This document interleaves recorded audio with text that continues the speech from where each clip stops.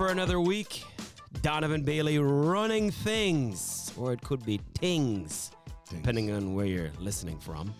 We always appreciate the company. Jason Portwando alongside Donovan Bailey, and the weather's getting warmer, the weather's getting nicer. We are outdoors for track and field. Life is beautiful.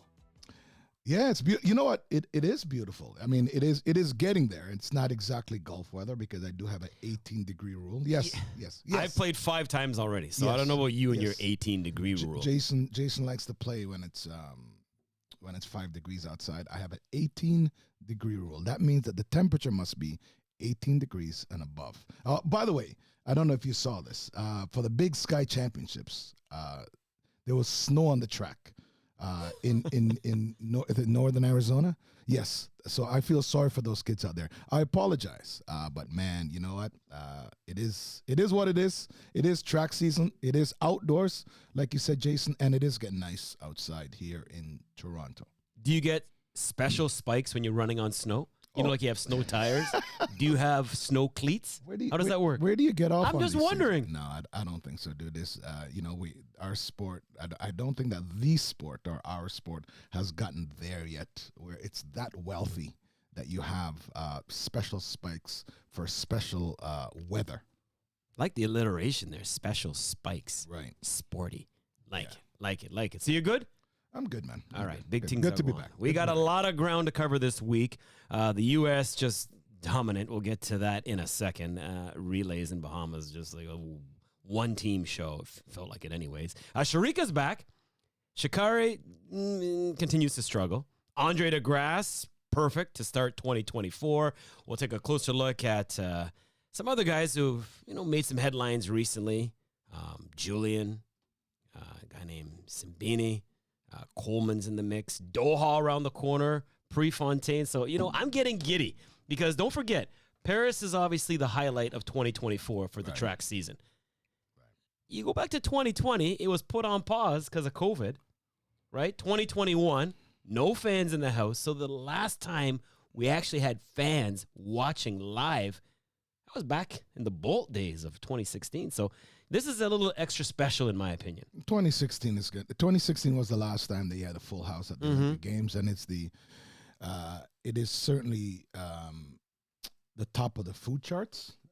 As far as athletics or legacy is concerned, the championships that happened in 2021. Yes, Jason, it was absolutely a ghost town, but they still count. Those gold medals and those championships and those champions are still Olympic champions. This year, this one in Paris will be exceptional because what we're going to see are the athletes that won, the reigning Olympic champions from 2020, I guess, albeit was ran in 2021.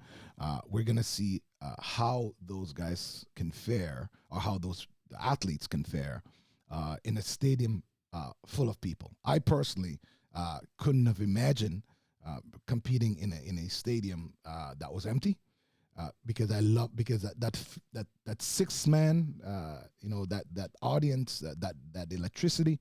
You need it. It's something that I completely and totally enjoy, and it just gave me a different, another extra adrenaline boost.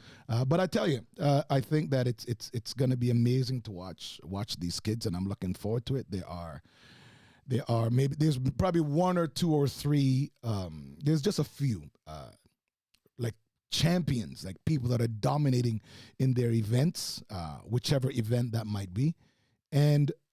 So the Olympics coming this year, it's wide open. Yeah, you feed off the crowd, regardless of whether they're for you or against you. It'll fuel you. And I'm not sure what the athletes are looking more forward to, whether it be the competition itself or the Olympic Village, because we know that can be jumping as well. That can be jumping as well. Listen, and not to mention the accommodations this year. Ooh. Dude, listen. What's wrong with you? I don't want to go to the track. I want to go to the village.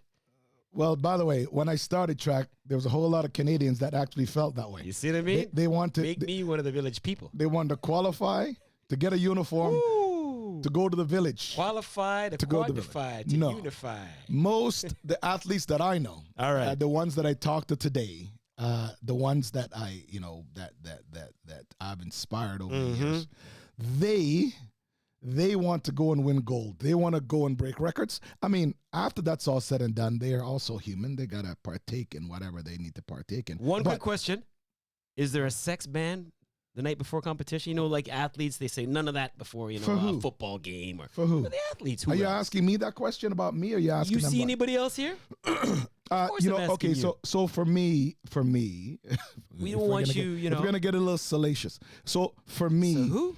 for me, So- for me, before major championships, okay. before major Are championships, you doing the do? No. Okay. No, hold on. Before major championships. But during the Diamond League, absolutely all day, every day. Didn't really matter. Day before, day off, evening, didn't really matter. But when I'm quite seriously during major competition, yeah, I mean, I give it like the 2 week period or leading up to the games. Usually, I mean, I'm a little bit more disciplined. Okay, we got to go here. Salacious, by the way, arousing or appealing to sexual desire or imagination. My audience is smart. So we they know what it means. educating here on this program. My goodness. Let's get to our race of the week. As always, brought to you by biopods.com. Check it out at that site. Biopods is the official sponsor of our weekly race of the week. Let's get it. But it's Noah Lyles with the baton in hand at the moment, and surely there's an unassailable lead for Noah Lyles. Andre de Grasse in second place, and Italy in third with Filippo Torto. But the USA complete a hat-trick here in the Bahamas as Noah Lyles, the world champion, brings them home ahead of Canada and Italy. So everybody apparently is running for second place. Once again, thanks to Biopods. Check out biopods.com. Race of the week. So the U.S. ends up winning 4 of the 5 events at the relays in the Bahamas. Will this carry over to Paris? It should. It should. The one of the amazing things about again that I love about America. Number one, it's its patriotism. Number two, it's deep sense of privilege that it should own a sport. Track and field is one of them. Boxing is another one. But track and field, I mean, you're taken from a population of... That's what I mean. No, hold on. You're right, the talent pool. But I mean, 350 million people you're taking from. So Right. they've got a lot of people to pick from. Now, the race of the week that you just mentioned was the 4x1 relay. America has they're by far the most talented team. They're by far the fastest team. The only time that another country is actually placed as fast a team, I'm talking about man versus man on the track ever, it's been when the Jamaicans were just crushing them with Bolt, Nesta Carter, Asafa. I'm missing someone. Who's that? You miss Johan? Blake. I'm missing Blake. I'm missing who's the other guy? He's a coach now. Anyways, sorry. I digress. Bolt. The last time the Americans actually showed up where they were matching man for man. Right. Now, what the Americans are doing right now, and obviously they're uniting. They are practicing, as you can see. Their baton exchanges are way better than it used to be. Baton, yes. There's still a lot of room to play, and the confidence that they have is incredible at this point. I mean, Noah Lyles is a reigning world champion. Kristen Coleman is another reigning world champion. Fred Curley, who Fred Curley is on there. Lindsay is the new man on the block. Courtney, yeah. You have 8 men. I could probably name 8 men on the U.S. team that can run 37.4, right? Right. So them man for man versus any other team, they're gonna win, right? And it shows. I mean, so you can see this at the relays in the Bahamas. Yeah. So who are the Jamaicans now? We got Blake, Bolt, Carter, Yes. and one other. Oh man. Frieta. Michael Frater. Yes, Michael Yes. Frater. Hey, sorry, boss. Sorry. Sorry. Yes. Yeah. I can't believe. But I had a that brain team, fart. you're right. That was I'm just saying, man. league of their own. Right. I said man for man. Like Yes, when we beat the Americans, I mean, we didn't match man for man. But we didn't match man for man. We didn't match man for man on paper. But put a baton in Glenroy's hand, and Glenroy's a 9.9 guy, right? That was our. I mean, Bruni obviously ran sub 10. I'm running 9.8. Robert was gonna pop it out of the blocks, or Carlton was gonna pop it out of the blocks and give us, a 10.4 or something coming out of the blocks. Robert, I think, ran 10.47, which I think that Coleman just ran 10.11 coming out of the blocks. Man, I wish if we had someone like that coming out of the blocks. But either way, I digress again. The race of the week, Jason, is, was the relay in the Bahamas. America is far and above the best team right now. They're working on their baton passing, so they clearly are, head and shoulders above. I still think that Canada did a whole bunch of safe passes in the first round. Again, just to qualify, they qualified for the Olympics. I think that safety needs to get thrown out the door, thrown out the window when it comes to Paris. I believe that Italy should be back doing their thing.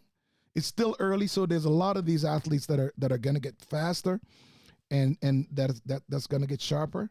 Japan has always been there with their crisp baton passes, but I mean, man to man, they can't match up to the U.S. and Canada. The Brits will come back and should be there.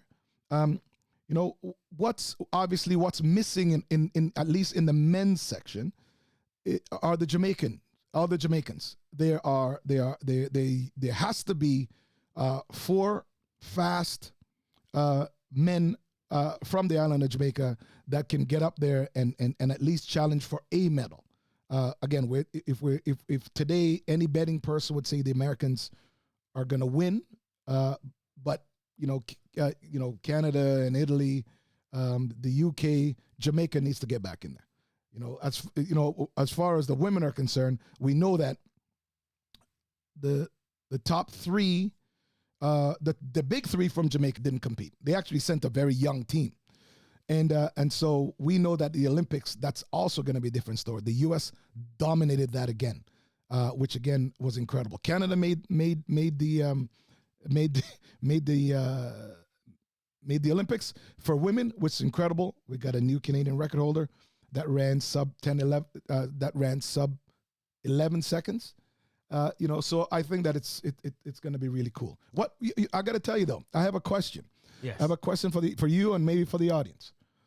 Now, we know that the teams have qualified for the Olympic Games. We know that from the relay championships that were just held in the Bahamas. But is it the same athletes that were on that team? Are they the ones that are booked? Or is it the country? And then the country gets to select their best 4 people in Paris. I think got to be country. I don't know that. Right? I can't go with the ones that are there. You bring in a bunch of factors. I mean, injury. Right. What if somebody's injured? You're going to force them to run just because they were there? I'm just saying. You know what I mean? Yeah, it's got to be country. Yeah, I'm just saying. Look what happened with Australia. I get they had a member of their team that wasn't even there, right? No, but I get that. But there's a lot of members. I'm saying there's no one that ran on the Jamaican women's relay team. Exactly. No one that's on the relay team that ran in Bahamas will probably run in Paris. Right. I mean, just qualify, and then once you do what you want. Exactly. And we know 2 things. The 2 hardest teams to make in the world this year will be the men's 100 meters in the U.S. and the women's 100 meters in Jamaica. And that's usually the pool that you're going to take the 4 athletes from. So, yeah, it'd be real interesting to see how many changes that are made from now till the finals in Paris. Okay, so the Americans won the men's and women's 4x1, the women's 4x4, and the mixed 4x4 as well. They are going to be a force to reckon with. Overall, Australia, Canada, Ivory Coast, France, Germany, Great Britain, Northern Ireland, Italy, Jamaica, Netherlands, Nigeria, Poland, Switzerland, Trinidad and Tobago, United States making it through 4x1 on the women's side. Guys' side, Australia, Canada, China, France, Germany, Ghana, Great Britain, and Northern Ireland, Italy, Jamaica, Japan, Liberia, Nigeria, South Africa, United States. Hopefully you got all that. There'll be a test at the end of the show. Let's talk about the ladies now, in specific the 100 meters, because hasn't been the greatest start for Sha'Carri. And I realize you always say it's just a start, but she, in my opinion, she lost that narrow defeat to Tori Lewis, the Australian, the 19-year-old, in her opener. Then she didn't look good in the 200 most recently, in my opinion, finishing third behind Daryl Nita and company. And then you got Shericka, who opens up with an easy win in the all-comers in Jamaica. The time wasn't the greatest, but it's the way she did it. Just, So what are you asking me, man? So what I'm asking you is this. Shericka, has she looked more impressive than Sha'Carri already? And Sha'Carri's had 2 races? Is it time to worry about Sha'Carri? Oh, God, no. There's absolutely no time to worry. There's no time to worry about anybody. So you think you can just flip a switch? Yes, that's exactly how it works. Okay. Yeah, absolutely. I mean, Sha'Carri is it's this. I think that we've gotten as track fans, as trackies or track fans, you've gotten very spoiled in believing that. But doesn't it get in your head? No. Really? No. You can lose, and all of a sudden you're just gonna absolutely. Okay. Listen, imagine preseason in basketball. Imagine a. But those are team sports. It does fine. Fine for golf. Imagine if you have 3 regular competitions before the Masters. It does. Like I'm just saying, it doesn't matter. Imagine a couple. Imagine tennis. Then I mean, if we're gonna go. Yeah. Just imagine that Wimbledon is 4 months away, but you're losing a couple of small competitions somewhere. Anyways, let's get back to track. Yeah, I don't know. So I think that we have gotten spoiled in believing that these kids are going to show up and break world records every day. I mean, we got spoiled. I mean, in my career, there's guys running fast all the time, and then they got to the big show and they failed. Now you've in Bolts and the Sofas days, those guys were crushing it all the time. So we got spoiled. Shelly Ann Fraser, Elaine Thompson, what they've done over and over again is consistent. First of all, consistent at world championships and Olympic level, but you also got fast times during the season. Now it's the start of the season, Jason. There's snow at the Big Sky Championship today, right? I'm saying to you that Sha'Carri, I mean, the fact, if she's not injured, she'll be absolutely perfectly fine. The fact is that she's now going through still doing base training, still doing a lot of speed endurance work, and so competition right now is secondary. I mean, they're paying her to show up, right? She runs 23:11. Doesn't matter. Shericka. I mean, again, I repeat, Shericka feels, and I've never spoken to her. Shericka feels that she should have doubled at Worlds last year. And I feel that she should have doubled at Worlds last year, right? She feels that there's one race that she absolutely should have won, and that's the 100 meters, when she separated herself from Shelly Ann Fraser. So I'm very certain that she's quite focused on that. So opening up, running 11:0 in Jamaica, that's standard, right? She's on a mission. We already know that. None of these, I mean, what Sha'Carri ran and what Shericka ran, neither one of these are world-leading times or whatever. But today, it's simply about staying injury-free, executing, knowing that you still are going into speed work training at some point. I disagree. I know you're the champ, and I know you're the pro, but to me, you got to have some positive results here. Don't forget, last year she had her best career season, right? She had positive results, though. Right, and she won her opener last year, beating Shericka. But winning doesn't always mean first place. It doesn't. Okay, I agree with that, but you got to get some wins. In my opinion, she had a really, really good 2023, and it started out with a win at Doha, beating Shericka. So she set the tone early. Let me ask you a question. Okay, go for it. Let me ask you a question. Please, go ahead. What lane was Tori Lewis in? Yeah, I know. No. Lane 9. What lane was Sha'Carri in? She was lane 6. So she was No, in your vortex. sorry. Okay, go ahead. What lane was okay? And what is by the way? So and Shakari plays second, right? Okay, I'll give you that one. I'll give you that one. No, please, Okay, no. okay. We're making a point. Okay. What lane was so Shakari was in lane 6. Yeah. Tori Lewis was in lane 9. Yes. Okay, got it. And Or 5, whatever right, it was. whatever 5 or it was, 6. right? Shakari won. Shakari was second, right? Yes. Okay, fine. So I'm telling you that's a win. Okay. So and I'm making this point. What lane was Shericka in at the World Championships last year? Yeah, and the same in the dude, middle. you gotta answer the question. Okay, 5, Right. 4 or 5, whatever And it what was, lane? middle of the track. What lane was Shakari in? 9. Okay, amen. I understand, but, and it's a big old but. What about this not week? bad. What about her most recent one in the 200? She loses to Daryl Nita, and it was a bad third. No, I still don't think it matters, dude. I'm saying to you that Shakari, I don't believe that Shakari is planning on going here. I don't believe that Shakari is going to Paris to be a force in the 200 meters. All of this today is just work being done. Okay, all of this, hold on. Okay. All of this is base work. I'm just telling you. I ran 3 200 meters in my life, and I hated every inch of every meter of those races. But I can tell you what the reason why I did it. Dan said to me, I need some overtraining and I need some speed endurance, and I want to do some speed work in real time. So in competition. The fact is that Shakari can go someplace, get paid to practice is exactly what she's doing right now. Fair enough, but if for some strange reason she's got no wins heading to Paris, you still feel confident about her chances? Her chance of what? I keep saying to you that Shericka Jackson missed out on a race that she felt she should have won. So right. So if you're asking me, Shakari, I'm saying. Yeah, but I told you. I said I feel that Shericka missed out on a medal that she won last year. So if you're saying to me if Shakari is one of the favorites to win in Paris, I'm going to put 3 names before hers. Right. I'm not even worried about her. I'm saying to her, she's preparing. What I'm telling you is that she is preparing for Paris for the 100 meters and the relay while running the deuce early. Okay, last question. Your opinion as of right now, will she hit the podium in the 100 meters, Shakari? It's going to be tough. No. It's going to be tough. In other words, you're saying no. It's going to be tough. Yeah, okay. It's going to be tough. Andre de Grasse.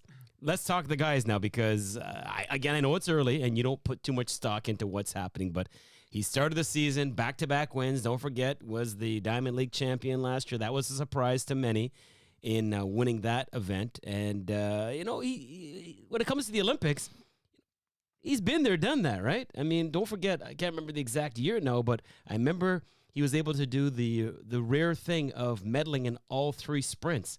He was bronze, I do believe, in the 100, silver in the 2, and then bronze again in the 4x1. Right. So, he's got that experience. How is he looking to you? And I know it's early. Well, Andre's always been consistent at the championship level. He's certainly fought injuries. Opening up this year after the season he had last year with a couple of wins are great. And like I said, Jason, I feel a butt coming. No, Okay. there's no but at all. Actually. Okay. No, for Andre, consistency and running and executing without any injuries early has always been, a feather in his hat. And that's really what he's essentially trying to do this year. No injuries, running consistently, executing, going down to Bahamas, anchoring the relay, the 4 guys on the relay coming over with no injuries. No, Andre's looking good, man. I mean, he's definitely got he's both the 100, the 100 and the 200 in my mind are wide open this year. Noah Lyles certainly is a champion and certainly is doing some incredible things and is very confident and is chirping at that confidence, which is amazing and it's great for our sport. It's great for him as long as he continues to win. But I think that Andre is going to put himself in a pretty good position to be on the podium again in Paris. The last line of this sentence, I want you to hear this, okay? It says, talks about what he's hoping to achieve at Paris. And the last part of the sentence says, and even break the Canadian 100-meter record of 9.84 shared by Donovan Bailey and Bruni Cern. Will that happen? Listen, you know what it shows. Well, one, in order, my 9.84 was the world record, right, and the Olympic record, and the Commonwealth record, as well as the Canadian record. So essentially, and Bruni's for anyone, Bruni's equaled my record years later. Right, years and years later. So I mean, listen, I think that if Andre is aspiring to break the Canadian record, I think that's awesome. I think that he should absolutely go out and do it. I mean, at this point, 9.84, 30 years almost after I did it, is not a very strong number. So I think that he definitely should go and pursue it. But remember now, Olympic champion, world record holder.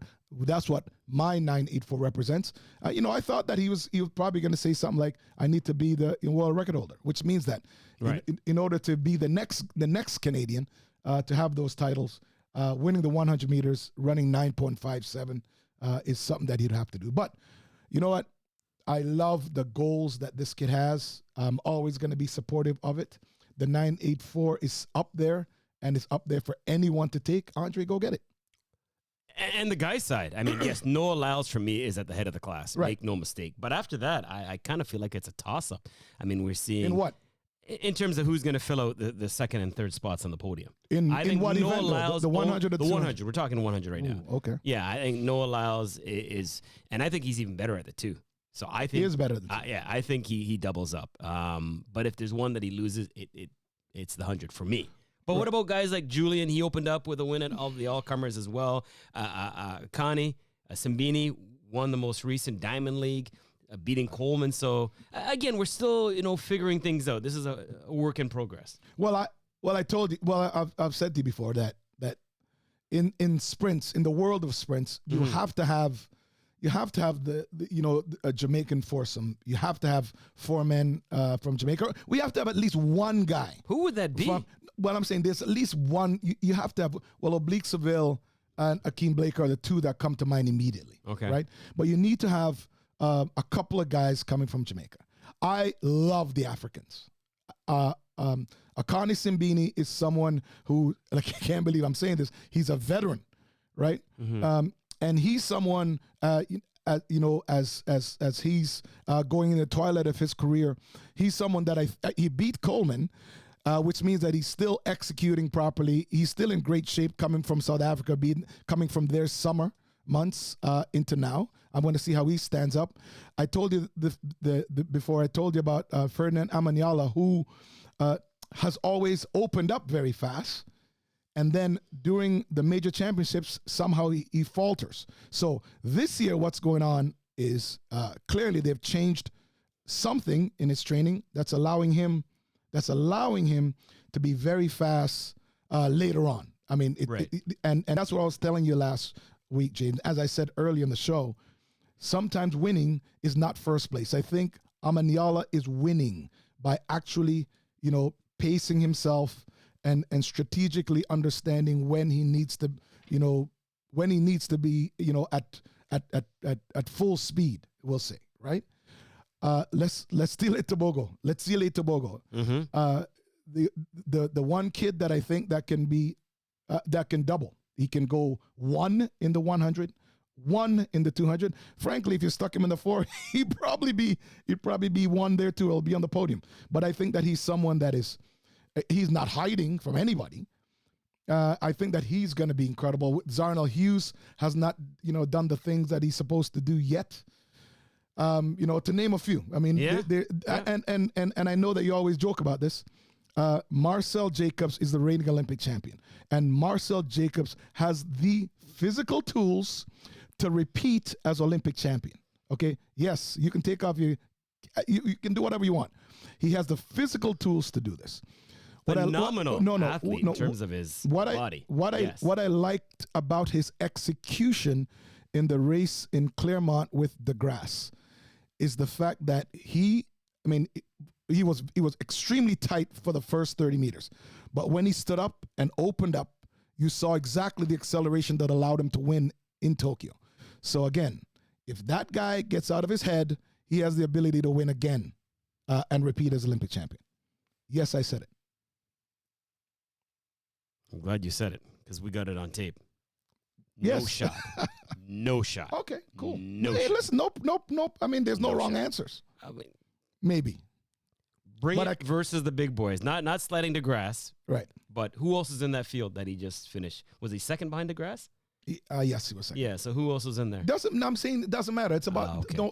I'm not Jason. It's early in the season. I'm not at And all. Andre's watching. not even a 100 runner, in my opinion. But either. I'm saying I'm not. But none of them. I'm not. Like at this time of the year. Jacobs isn't a 100 runner? I am not. I'm saying to you, I'm not watching. Okay. I'm not watching the time. The time to me, look, okay, I'm watching the time for kids trying to qualify. I saw Dwayne Asamoto, this kid on the Canadian team. I saw OG from the UK. I'm saying to that, I'm watching kids that I want to see do well. I'm watching kids that I speak to. I'm watching kids that I want to hit the qualifying standards. These are things that I want. You know what I mean? Okay. But what I'm talking about is the players that's going to end up as the last 8 men or 8 women across, at the starting line in Paris. I'm watching specifically those people. I'm watching what they're doing and how they're doing it now, as opposed to what time they're running at. All right. We shall see. That's one thing we will never see eye to eye on. And Good. Going back to last year, we know what the result was there. Okay, time for the anchor leg, brought to you by the Great Canadian Sauce Company. Visit tgcsco.com. A cleaning stage with Donovan Bailey is pouring it up. All right, this is where we have some fun, little rapid fire. First up, people want to see this race. I don't know why, but footballer Kylian Mbappe versus Usain Bolt. To me, this is just ridiculous. But who would your money be on? And don't tell me Jacobs. What the hell? Okay, There's a race he could win. Who? Jacobs. There's a race who could win. Jacobs could beat Bolt and Mbappe. I don't know, dude. I ain't gonna put my money against. I'll never put money against Bolt in any. Anyways, listen. Okay, I remember seeing an article, Jason. Yeah, this is a fun thing. I remember seeing an article, and it said that Mbappe is 1 second slower than Usain Bolt. Do you guys know what 1 second is? A guy's running 9.9. Hold on. There's a guy running 9.5, and the other guy's running 10.5. Do you know what sort of? Oh my God! Well, in racing, it's 5 lengths. So yes. Do you Here's the thing. I love, dude. It's positive news. Usain Bolt's an incredible ambassador, the greatest sprinter ever. Who's your money on? Dude. Okay. All of my money, all of your money, all of my family money, everybody that I know in the history of the world, we're putting it all in on Jamaica. All right. All in on Bolt. Everything. Every dime. Penn relays, my favorite. It's unbelievable. Heidel, got to shout them out. The girls did their thing again, representing the 4x1 Jamaican sweep in the high school girls championships. But we had a 65-year-old by the name of Michael Kish run 100 meters in a win legal 13.32. Michael Kish, I'm coming for you. Could you do that? I'm joking. I'm so joking. Could you run 13.32 right now? My knees, dude, remember I have 2 sewn on Achilles. But however, Michael, I mean. So the answer is no, Michael. You can beat Donovan Bailey. Michael, I got to tell you this, man. First of all, congratulations. It's incredible at that age that you can run that fast. But I got to tell you, man, I think I can take you. I think I could. Wow. Anyways, no, just mess with you. Congratulations. I think that, again, there's no excuse for anyone out there trying to pursue their goals at whatever age you are. Congratulations on the world record. Okay, other end of that spectrum, we have a high school kid by the name of Jelani Watkins out of Atascocita, Texas, close to Humble. Anyways, The guy ended his high school career with the sweep, winning the 100, the 200, the 4x1. He went undefeated in 5 different classifications. Were you even that good at high school? Oh, hell no. I mean, I'm just saying to the times that he's running. I mean, listen, I dominated in high school. Okay, so 10.9, 10.19 for the 100. No. 20.60 for the 200, No. since you mentioned the times. No.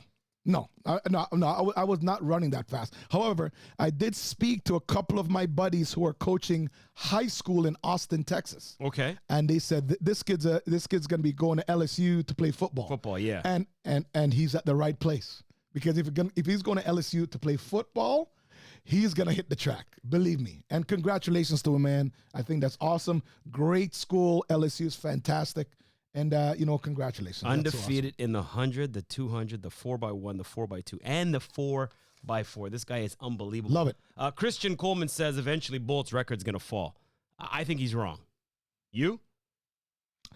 9.58 will stand for almost ever. I never thought that I would see 9.58 in my life. I saw it in real life. I saw it there, and yeah, 9.50. None of the athletes now are running 9.7s, even 9.8s consistently. None of them. So I love the fact that Christian's optimistic. And no, I do. I mean, this is exactly the way I feel with the whole Jacobs thing. So keep going. Please. Keep going. Optimistic. Please. I love the fact, but I'm just saying there's a reality though. There's damn right there is. I love that. I love that. That Coleman or Noah Lyles or any of these guys, like anyone that's competing in track and field, they have to look at the world record as something that they can aspire to. You actually have to believe in yourself that you're good enough to win or break that record, or you actually shouldn't be doing it. So Coleman is saying the right thing, but the reality of it is that it's not going to happen. Not even close. Last question. Basketball, the defending champs are down 0-2 in the count, losing back-to-back on their home floor. Are they done? Hurt me. Oh, man, I saw Jamal through the top. Dude, you know what? Are they done, Jason? What kind of questions? You know what? I think that they're done for the year. I never get a yes or no answer. Dude, because I can't. Because I watched the game and I was cringing because Anthony Edwards is balling. He's playing real old school basketball. Take it to you and put it in your throat, man. I'm telling you. So I love family show. Family show. Basketball. I'm saying to you that. Whoa. I'm telling you, I'm gonna watch the game. It looks like a sweep. I'm saying to you that Minnesota went into Denver and just gave it to them and took care of them, man. 2 games in a row at home. I can't imagine that they're gonna lose any games in their house. Right. So I think that for the year, I think that Minnesota wins this series. Yes. Yeah, it's hard. Denver can do it from behind, but I'm not sure if they're going to be able to. As always, thank you for the company. We always appreciate you tuning in, locking it in every week, by week, depending on when we're here. Donovan Bailey Running Things. Check it out on your various podcast providers. Until next time, my man, take us out. Great being with you this week again, and I look forward to next week. Jacobs. Have a good day. Jacobs.